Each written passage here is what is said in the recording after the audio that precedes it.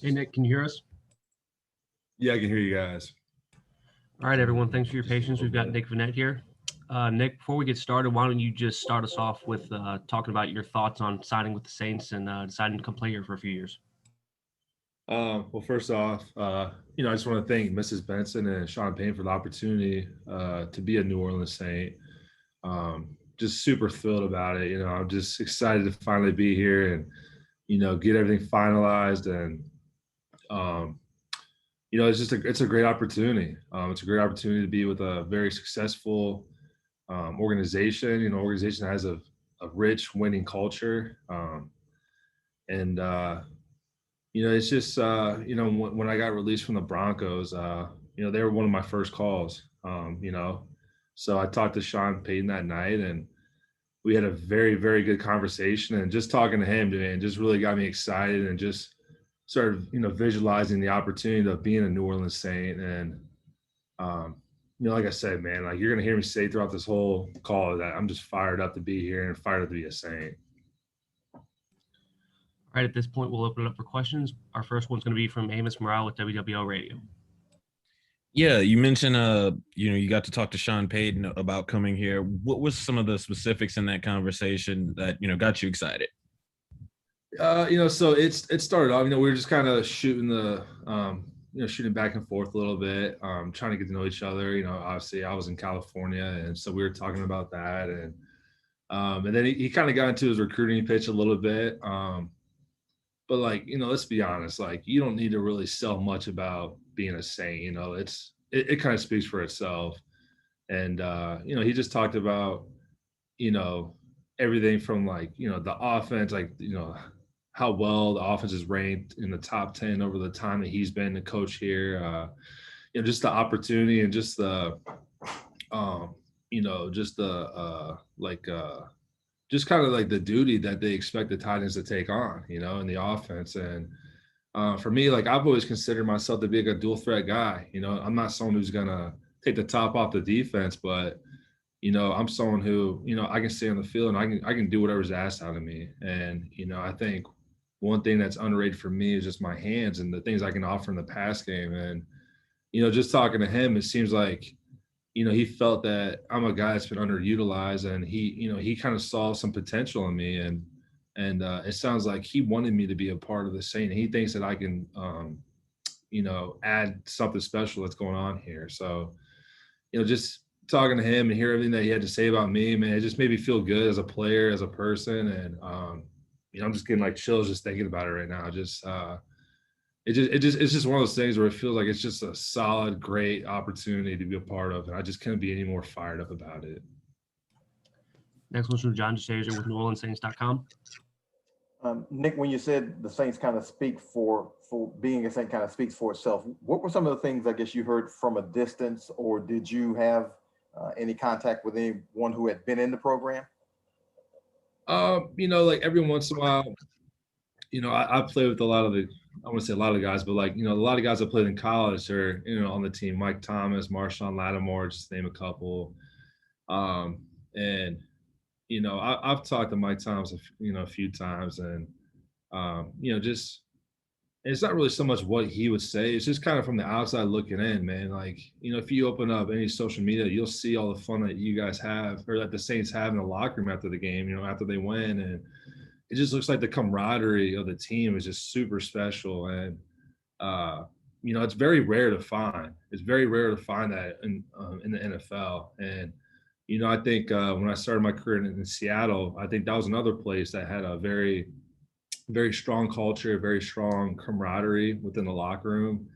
And man, just seeing that stuff kind of, and I just remember how much I enjoyed that and being a part of that. And, I'm a big guy, and I pride myself on energy. I pride myself on being energetic and feeding off of other people's energy. And, when you're part of a locker room that provides that, it's just, who doesn't want to be around that? It's a lot. It makes it more fun. Obviously it helps to the camaraderie of the team, and that helps wins game. That helps wins game on football on Sundays. You're going to want to do it for your brother next to you, and when you get closer to them, like you'll do whatever it takes. And just like, again, just excited and thrilled to be a part of something so special like that. Next one's from Luke Johnson with The Advocate. Hey, Nick, welcome. When you're looking at this offense and the tight ends role in it specifically, what kind of gets you excited about that? I think just the role of being the wide tight end, I think obviously one of my strengths is my ability to block, and that's something that I'll forever improve on, every year. That's something I'll always try to become elite in. And I think, when you got guys like Alvin and, Latavius in the backfield, two very respected running backs, and then, to be able to mix things up offensively, to create mismatches and to keep the defense on their heels and do play action and, all these different things that you can do in this offense. It seems like the role just gets expanded for the tight end, not only in the run game, but in the pass game as well. And I always feel, like I said before, I always feel like I can offer a lot more in the pass game when given the opportunity to. And it sounds like, I'll be able to show that opportunity to do that from what, my talk with Sean Payton was about. And again, just very excited to, be able to put the black and gold on and go out there and just, give them my all, because I think they're believing in me. So, I owe everything I can to this organization.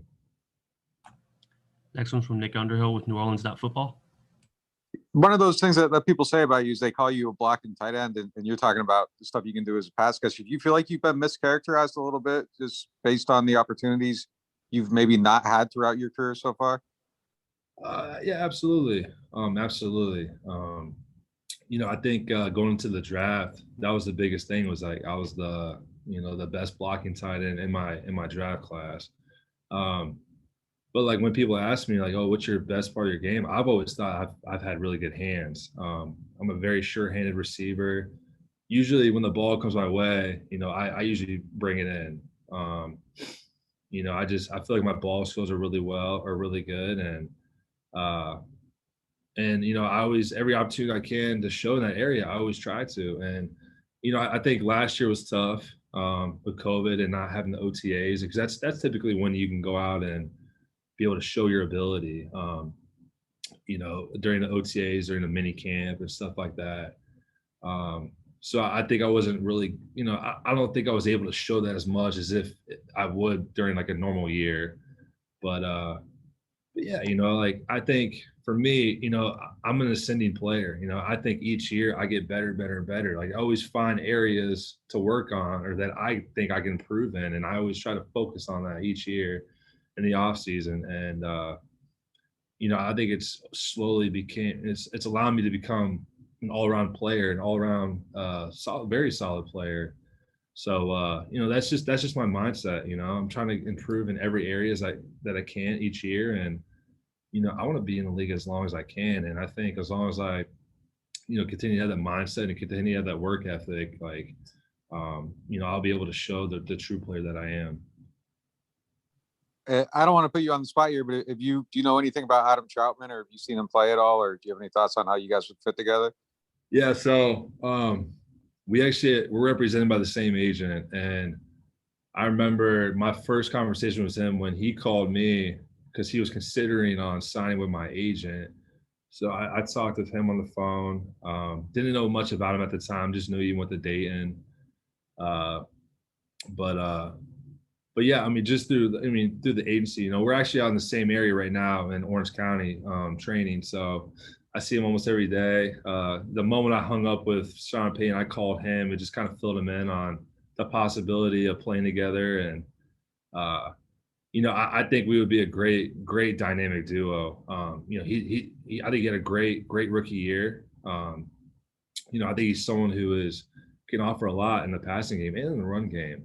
But from the sounds of it, I think, they like him as the F tight end, where I would be able to come in as the Y tight end. And I just think with my experience and just,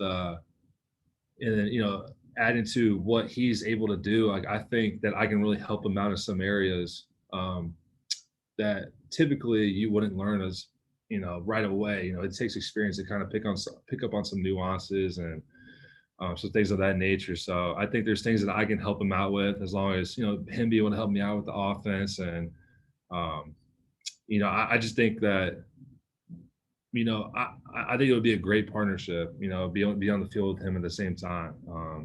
So we definitely talked about that. And, you know, we're already at work, and we're going to get to work right away, and, you know, create that brotherhood.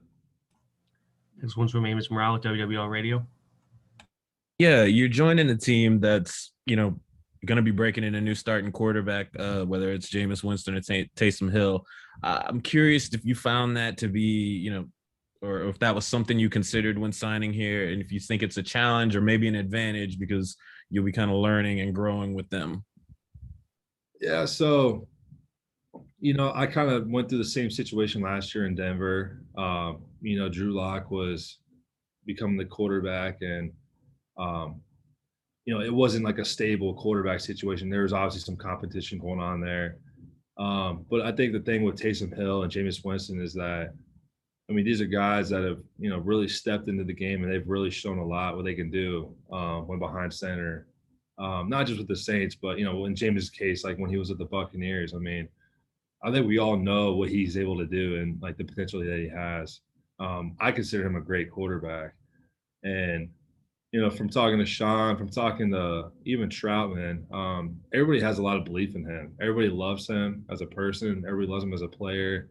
And I think, you know, just the environment that we have in this locker room and in this organization, like, I think that allows, like, when you have that trust in something, I think it allows some, you know, people to be able to take it to the next level of their game, knowing that, okay, my teammates trust me to do the job. So, you know, it kind of gives you that extra motivation, you know, if you will. So, like I said, from the sounds of it, it sounds like everybody's very, you know, they're trusting that, you know, whether it's Taysom, whether it's Jameis, that either one's going to do a great job. And, you know, obviously, like, filling in for Drew Brees' shoes, like that's a tough task in itself, you know, for anybody. But it sounds like that they're going to do a very good job with that.